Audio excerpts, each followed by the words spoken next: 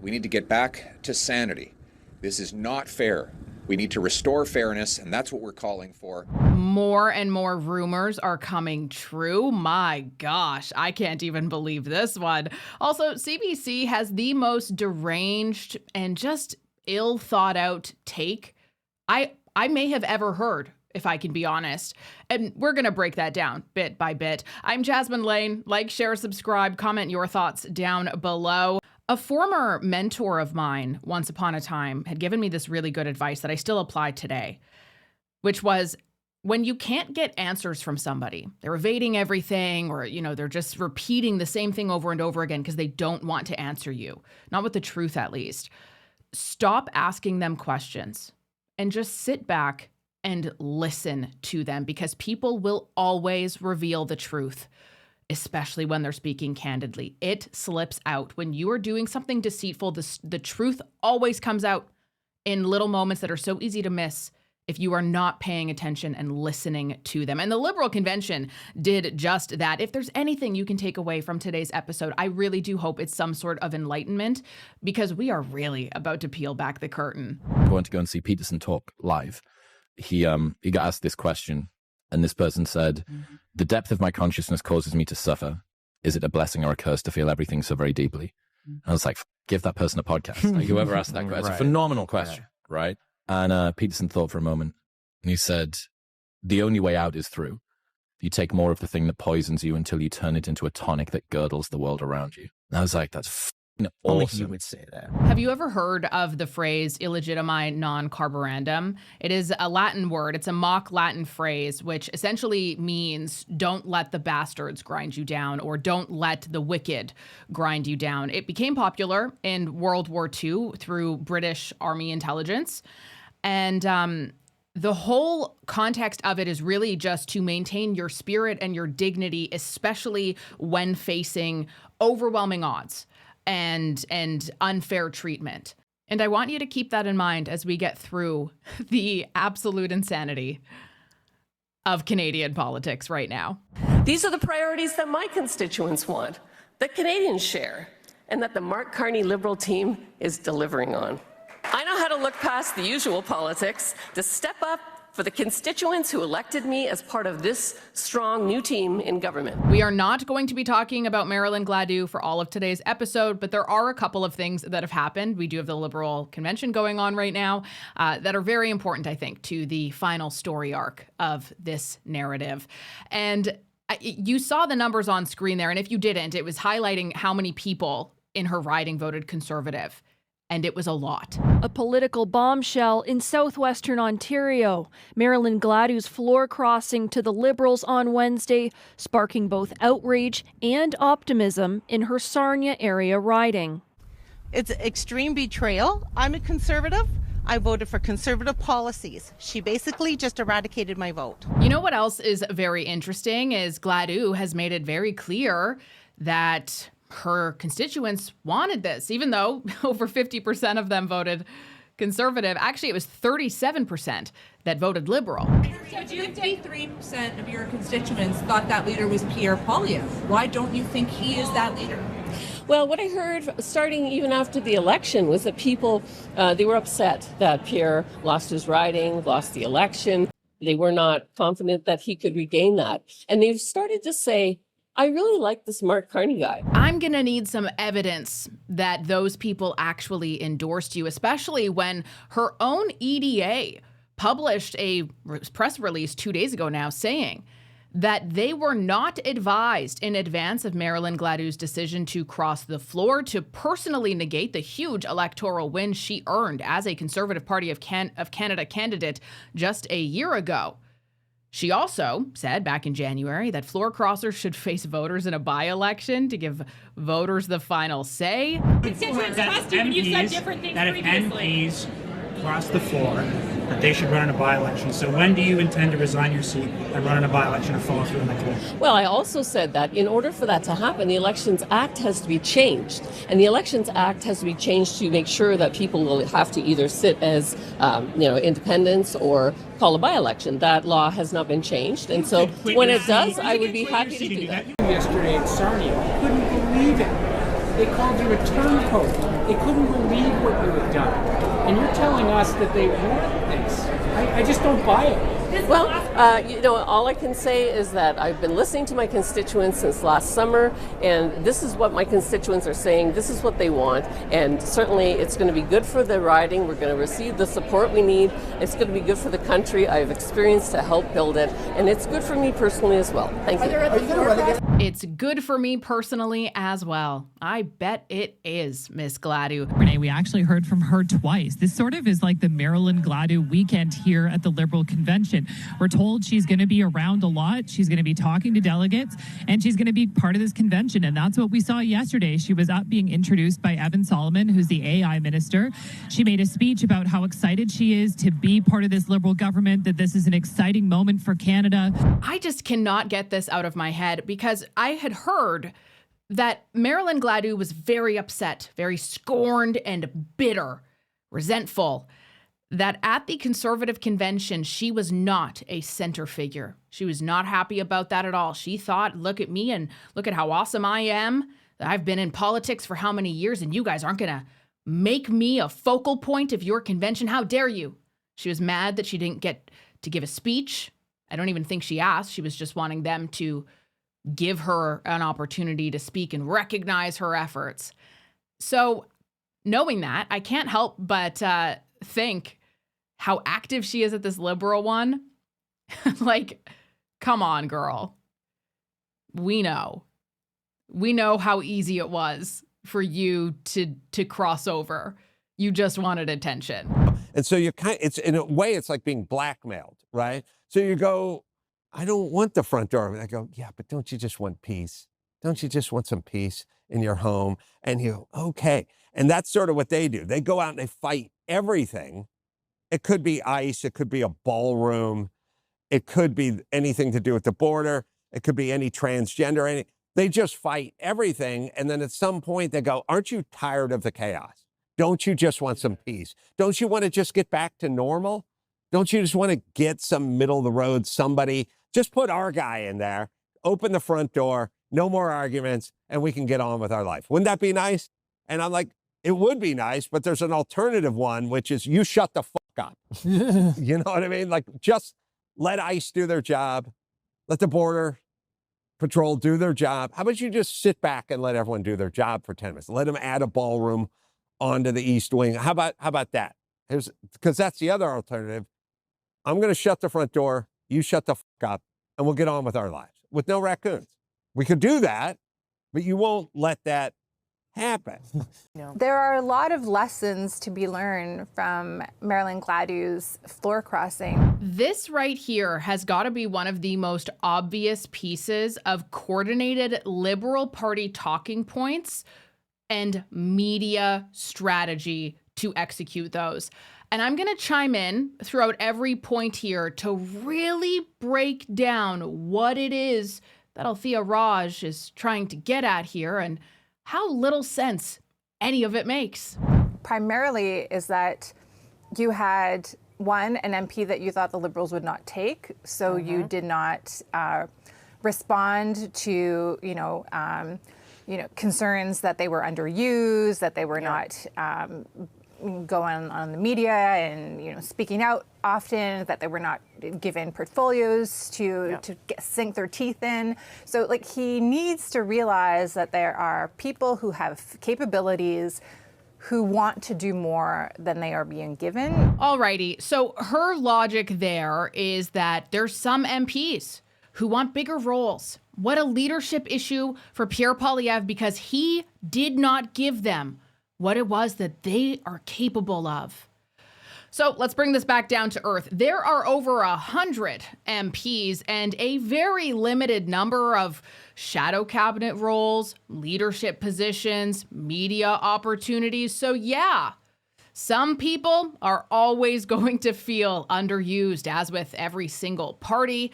That's not a scandal, Althea, that is math. Now, if she could point to an example, outside of D'Entremont, I guess, where the defections were driven solely because they felt like they were not being used. So they decided to go into a caucus where there's even more people vying for the exact same positions who are not floor crossers, who are lifelong liberals, who are likely going to get them where their odds of getting one are even slimmer. Yeah, she would have to prove, though, that that is actually an internal failure of some sort that has reason to it. Like, you're way more qualified to have that file than somebody else, not just because you want it and you think you'd be good at it. And it has nothing to do with proximity to power, access, or ambition. He also has a senior leadership management problem. There is a lot of dissatisfied conservatives over the team around Pierre Poilievre. He has not addressed that. Oh my gosh, if that's a problem for him, I can't even imagine the internal combustion that is brewing with the Liberals when you have lifelong Liberals who have been there forever. They're tried and true. And they're actually getting booted from their ridings for these conservative switchers. And they're also getting even less of an opportunity to have any sort of meaning because all the priority is over these floor crossers, right? That's all the fame of them. That must make them feel pretty damn disgruntled. Now, that would be a good news story. The thing, though, is apparently these deflections are proof of a broad management crisis, which is fascinating when you consider that he just had a historic leadership support vote, the leadership review that just happened. So you cannot honestly say, on one hand, that he has a serious internal legitimacy problem while ignoring that he just received overwhelming support. The more accurate framing would be, sometimes when you have a job, you butt heads with people or you feel a type of way, and that's just called having a job and figuring it out and being a grown-up. So he really should be looking inwards and trying to fix problems rather than just going out and saying that he has a mandate from conservatives with 87%. It would be much easier to believe his argument and give it credence when he says the Prime Minister is involved in backroom deals or dirty deals. I mean, the Prime Minister is involved in backroom deals, but he also, tried to fix his leadership vote as best as he could to get the highest percentage. It's not like every single member of the Conservative Party had a vote in January, and I think he needs to recognize that. Althea, are you trying to suggest that he fixed and rigged the vote? That is very Trumpy of you. The problem with it, though, is that criticism cuts both ways. So if you want to minimize Pierre's 87.4% of the vote because not everybody had a vote, and you want to delegitimize the grassroots conservatives who flew across the country to be there from every province, then you should at least be a little skeptical of the post-election power that's currently accumulating as a result of floor crossers where voters themselves did not get a fresh vote. You're applying an incredibly selectively skeptical standard. You doubt his internal mandate because not everybody voted, but you seem so chill about a government gaining a majority through defections that voters never approved. In fact, they voted for that not to be the end result. I saw recently a replay of something by AOC, the Congresswoman from New York.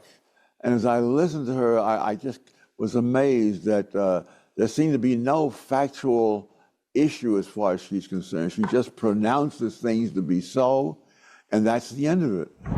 And a lot of them are not happy about this. Carney was actually a progressive. 5 conservative MPs wouldn't feel comfortable crossing the floor to join the Liberal Party. But here we are. The Liberal Party is now 1 seat away from having a majority, which is absolutely devastating in Canadian politics, by the way. When a party, the government, has a majority, the Canadian Prime Minister has more power within Canada than the President of the United States has within the United States. Our Senate is basically posturing. It doesn't really do much of anything.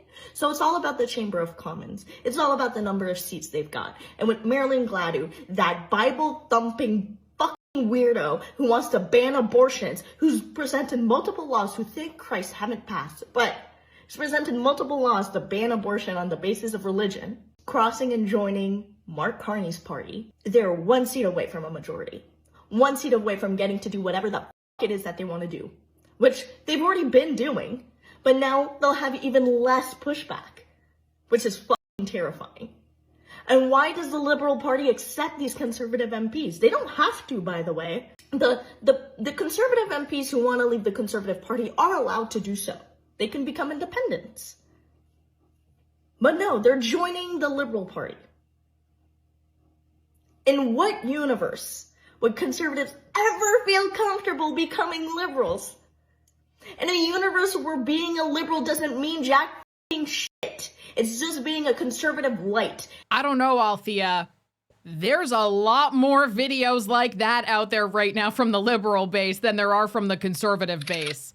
Censorship is back and it's happening everywhere. Platforms are controlling narratives and pushing the stuff that they want us to see. We need to fight back. Rumble is the only company that stood the test of time and deserves our support. On one side, they're challenging big tech censorship, but now on the other side, they've introduced something that gives us protection against big banks shutting us off. Banks can cancel our accounts and freeze our cards. That's why they launched Rumble Wallet, one that nobody can cancel. Not a bank, a government, a tech company. With Rumble Wallet, you control your money. You can buy and save digital assets like Bitcoin, Tether Gold, and the new USAT. Tether's US regulated stablecoin all in one place. Tether Gold is real gold on the blockchain with physical ownership of gold bars. USAT keeps your money steady against inflation. No banks needed. It's not only a wallet to buy and save, it also allows you to support your favorite creators by easily tipping them with the click of a button. Support my show and other creators by clicking the tip button on my Rumble channel, wallet.rumble.com. Download Rumble Wallet today, open an account, and step away from big banks for good. That's wallet.rumble.com or search Rumble Wallet in the App Store. I'm really not happy about this. I voted Liberal. I still think Carney is the right prime minister for the moment. Don't love a majority government to begin with, but I especially don't love a majority government with wackadoos like her. I don't think it's worth letting just anybody in just to get a majority government. There is no good reason to allow her into the Liberal Party. The party has already drifted too far right as it is. This, allowing conservative wackadoos in there, not going to help. Might be worth looking into. I don't know. The other thing is when he starts talking about what distinguishes the Liberal Party from the Conservative Party, he's using words like affordability, safety, national security. These are things Mark Carney is addressing. So he needs a message that goes beyond what the Liberal Prime Minister has basically stolen from the Conservative platform and made his own. Because the marker of differentiation seems to be that Pierre Poilievre is willing to be more extreme, far more right-wing. And I'm not sure that that's where the electorate is at. And I'm not sure that that's going to help him either with the electorate or with his caucus. I'm sorry, did this girl seriously just say that he needs to distinguish himself away from his ideas that Carney has stolen? What kind of a weird high school bully were you? Honestly, Carney is taking conservative ideas, therefore conservatives must change. Huh? That only makes sense if the goal is not to evaluate whose ideas are better and scrutinize and criticize those, but to preserve a narrative in which conservatives must remain discredited even when their issues consistently set the agenda. You have got to be kidding me here. Like, seriously, her whole argument, and Althea Raj works for The Star, is basically, in a huge caucus, some MPs want bigger roles that they didn't get. Therefore, Poilievre has a leadership crisis. Which, to clarify, to be factual and accurate here, not a single one of the defectors has claimed that is the reason why they left. Just going to throw that out there. In the same breath, Mark Carney has stolen Pierre Poilievre's conservative ideas on affordability, national security, safety, and somehow the conclusion is that Poilievre has to change. No. If your opponent is stealing your issue set, that doesn't mean you're losing. That means you should have won the election because your ideas were superior and your argument became too strong to ignore. And then, in all of that, she ends with calling Poilievre extreme right and praising Mark Carney as pragmatic for copying him. I'm sorry, huh? Hi, Ashley from the Canadian Press. In 2012, you voted against a bill that would have required floor crossers sit as independents or call a by-election. given everything that's happened, is that something that you would bring forward now? Well, we're going to be taking this through our caucus decision-making process, but I can tell you my personal opinion. My personal opinion is that when a member of parliament goes back on the word that they made to their constituents and switches parties, that constituents should be able to petition to throw them out and have a by-election. That would put the people back in charge of our democracy rather than having dirty backroom Liberal deals by Mark Carney determine our destiny.